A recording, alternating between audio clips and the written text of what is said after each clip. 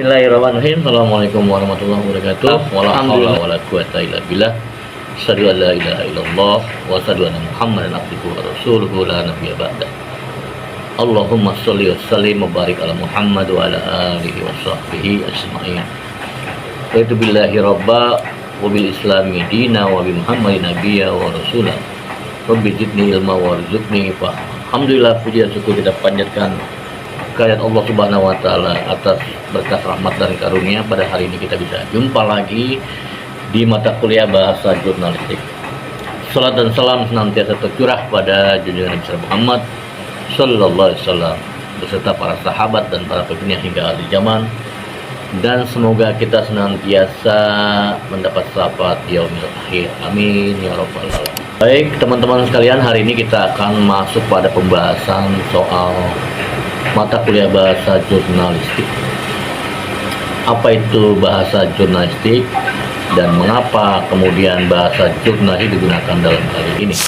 Yang pertama, bahasa jurnalistik adalah bahasa ragam bahasa komunikasi massa yang biasa digunakan oleh para pewarta, wartawan, dan para jurnalis, yang disajikan dalam bentuk berita, dikemas dalam bahasa yang singkat, padat, lugas, jelas, dan menarik. Hal ini digunakan karena bahasa jurnalistik itu bahasa yang dijadikan konsumsi para halayak masyarakat luas, ya. Dari level masyarakat terendah sampai tertinggi, yang ekonominya susah sampai yang kaya raya, yang terdidik maupun yang tidak terdidik, itu semua bisa menerima pesan komunikasi massa atau bahasa yang disampaikan dikemas dalam bahasa jurnalistik. Itulah tugas para pewarta dan para jurnalis untuk bisa menyampaikan pesan komunikasi yang diterima oleh halayak ramai, halayak luas. Bahasa jurnalistik itu punya sejarahnya. Awalnya dulu sejak di era zaman Romawi kuno, itu bahasa jurnalistik itu biasa digunakan oleh terutama di zaman Julius Caesar. Itu digunakan untuk menyampaikan pesan komunikasi, pengumuman, dimulai dari akta jurna, istilah di zaman Romawi itu, pesan pengumuman, ketetapan kenegaraan, pengumuman buat masyarakat, dan juga pesan-pesan komunikasi yang menjadi kewajiban negara untuk menyampaikan pada masyarakat. Kemudian masuk di era masa cetak abad ke-17 dan 18, di mana kemudian revolusi industri itu melahirkan mesin cetak, mesin surat kabar cetak, yang ini mendorong proses sosialisasi, proses publikasi, kemudian penyebaran informasi melalui alat cetak, dan mendorong penggunaan bahasa yang lebih sistematis dan lebih terstruktur. Kemudian masuk di era abad ke-18, di mana kemudian kolonialisasi di Indonesia itu terjadi, dan kemudian bahasa jurnalistik masuk ke Indonesia melalui surat kabar yang dibentuk oleh Belanda, seperti Bataviasche Novel tahun 1744. Pada perkembangan berikutnya, bahasa jurnalistik juga masuk pada fase pergerakan dan fase kemerdekaan, dan juga masa reformasi. Di masa pergerakan, bahasa jurnalistik digunakan sebagai alat perjuangan melawan penjajahan Portugis, Belanda, Jepang. Kalau di era Indonesia merdeka tuh, ya, yang paling legendaris itu ketika Bung Tomo itu memberikan semangat para pejuang melalui pesan komunikasi bahasa jurnalistik atau pesan komunikasi melalui radio di Surabaya, yang kemudian kita mengenal itu sebagai Hari Pahlawan 10 November. Pengertian bahasa jurnalistik menurut tokoh yang saya kira ini sudah tidak asing lagi dalam dunia pers, yaitu Rosian Anwar, dan juga tokoh bahasa yang tidak asing lagi di dunia perbahasaan di Indonesia, itu Gus Badudu. Rosian Anwar bilang bahwa bahasa pers atau bahasa jurnalistik itu adalah salah satu ragam bahasa komunikasi yang memiliki sifat-sifat yang khas ya. Singkat, padat, sederhana, lancar, jelas, lugas, dan menarik. Jadi ada unsur padat, ada unsur sederhana, lancar, dan juga punya daya tarik juga. Kemudian juga ada jus badudu. Beliau bilang bahwa bahasa surat kabar atau bahasa jurnalistik itu adalah bahasa yang mengandung kaidah-kaidah atau memiliki sifat-sifat kepadatan, kesederhanaan, jelas, lugas, dan selalu tampil menarik. Kenapa harus menarik? Karena dia mengandung perhatian ya. Bagaimana kemudian orang penasaran untuk mau mendalami atau mau melihat apa yang menjadi pesan di balik informasi yang sampai dalam surat kabar itu. Berikutnya ada definisi yang disampaikan oleh Wojo Wasito. Beliau mengatakan bahwa bahasa jurnalistik harus sesuai dengan norma dan tata bahasa yang susunan kalimatnya benar dan baik, juga punya pilihan kata yang tepat. Demikian pun Anton Mulyono bilang bahwa bahasa jurnalistik tergolong sebagai ragam bahasa baku. Apa tujuannya dihadirkan atau adanya bahasa jurnalistik? Yang pertama, tujuan adanya bahasa jurnalistik ini, dihadirkannya atau eksistensi bahasa jurnalistik ini adalah memastikan bahwa informasi yang disampaikan, pesan komunikasi massa yang disampaikan itu dapat dipahami dan dapat dimengerti oleh pembaca dari semua kalangan. Yang kedua, bahasa jurnalistik digunakan untuk menyampaikan peristiwa, fakta yang akurat dan objektif. Nah, yang ketiga, bahasa jurnalistik hadir untuk pembaca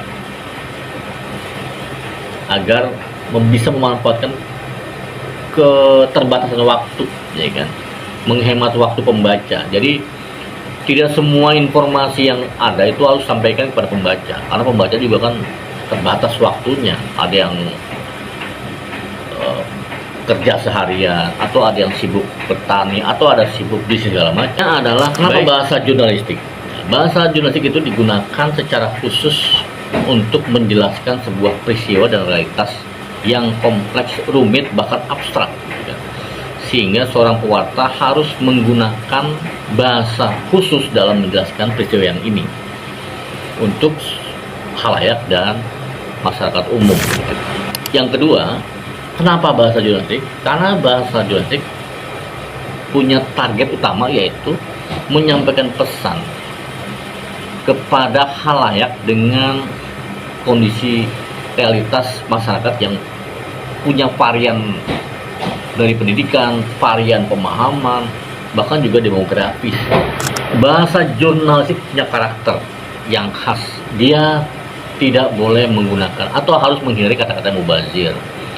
Kata-katanya harus mudah dipahami, lebih populis, dan menaati kaidah-kaidah tata bahasa Indonesia yang baik dan benar.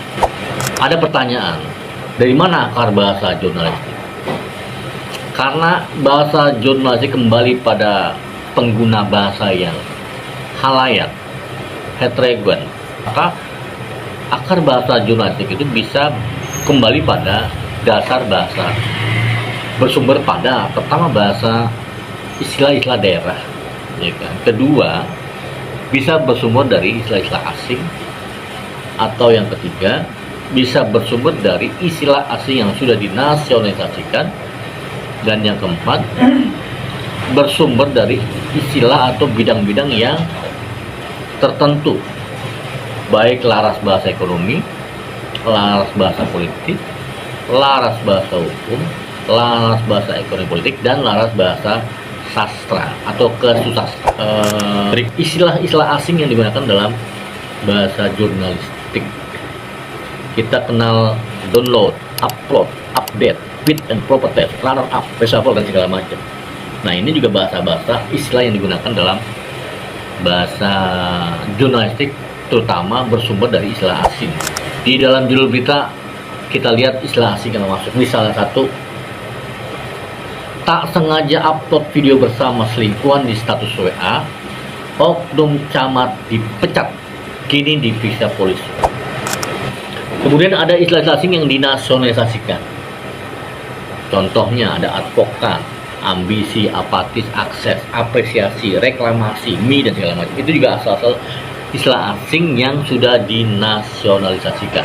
Nah, yang paling banyak mungkin laras bahasa agama yang digunakan dalam ranah-ranah pembahasan politik atau panggung politik, seperti mudarat, islah, muamalah, akidah. Ada juga dalam laras bahasa sastra. Ini lebih menarik. Misalnya dia tuh laras bahasa sastra itu adalah laras bahasa yang sering digunakan dalam media-media nasional maupun lokal, dan itu contohnya misalnya ada istilah alur, antagonis, protagonis, ya. Contoh misalnya Inter bantai Genoa, Lukaku jadi aktor protagonis. Nah, itu mestinya kan istilah protagonis ini kan biasa digunakan dalam terminologi atau istilah-istilah dalam dunia sastra, ya, dunia drama, dunia seni panggung gitu kan, dunia film gitu kan, tapi masuk dalam judul. Nah, berikutnya laras bahasa gaul. Nah, ini juga penting. Contoh misalnya, meski Wall Street galau, IHSG bisa catatkan penguatan 5 hal. Kata galau itu kata galau, istilah galau itu istilah Gen Z, ya, gen milenial gitu kan, atau generasi alpha itu suka menggunakan istilah galau gitu. Demikian bahasa jurnalistik dalam pembahasan kita pada hari ini, dengan banyak ragam laras bahasa jurnalistik dan juga kaidah, dan juga kemudian bagaimana menyampaikan pesan secara singkat, secara mudah, secara cepat. Itu menjadi tanggung jawab dan kemampuan seorang pewarta untuk bisa mengemas, merumuskan bahasa sehingga bahasa pesan komunikasi massa yang disampaikan oleh pewarta dapat diterima oleh masyarakat luas. Demikian dari saya, mohon maaf kalau ada kekurangan. Mari kita akhiri pertemuan kita dengan baca hamdalah. Alhamdulillahirabbil alamin. Subhanakallahumma wa bihamdika asyhadu an la ilaha illa anta astaghfiruka wa atubu ilaik. Billahi taufiq wal hidayah. Assalamualaikum warahmatullahi wabarakatuh.